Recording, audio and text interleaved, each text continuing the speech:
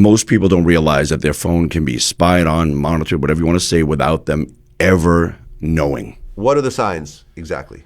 Because you know what, some people won't know. First of all, they're not going to know what to look for or where to look for. And so many of these spy apps can be manipulated in such a way as that they operate in the background. They don't have an icon.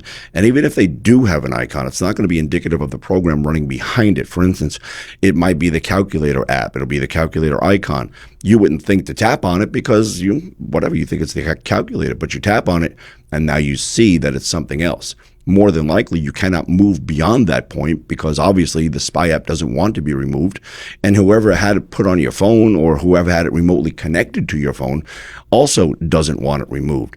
And that's just something that would be on the surface. Typically, they're much more difficult to identify. They have 4 or 5 files all embedded deep within the file structure, and they're all doing something differently. They're all doing something different to manage all the data that they're accumulating and sending. Now, to get rid of something like this or how to prevent something like this from being installed or remotely connected to your phone over the internet, it's simple. You could either turn your phone off and leave it off, or if you think you have something on it, run something like, there's a program called SpyWiper Pro. You get it at spywiperpro.app. I think if you're watching this on Instagram or TikTok, Facebook, you could find it in the bio, in our bio rather. So, but this thing's fantastic because it's kept up to date of a database of all the files that are currently in these spy apps.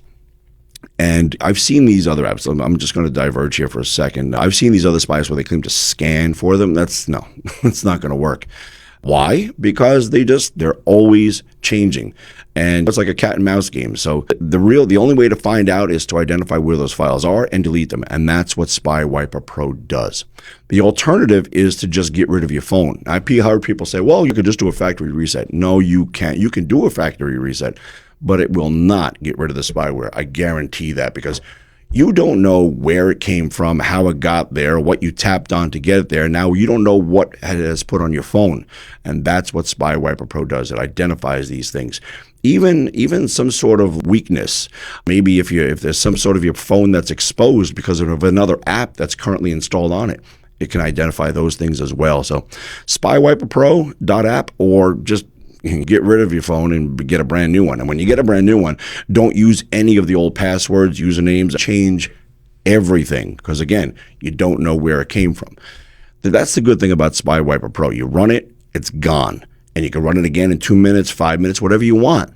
And then just be careful what you tap on, what you click on, because they have all these systems out there now with QR codes and text messages and emails and so many ways to get spyware on a phone that people would never, ever suspect it and never, ever know.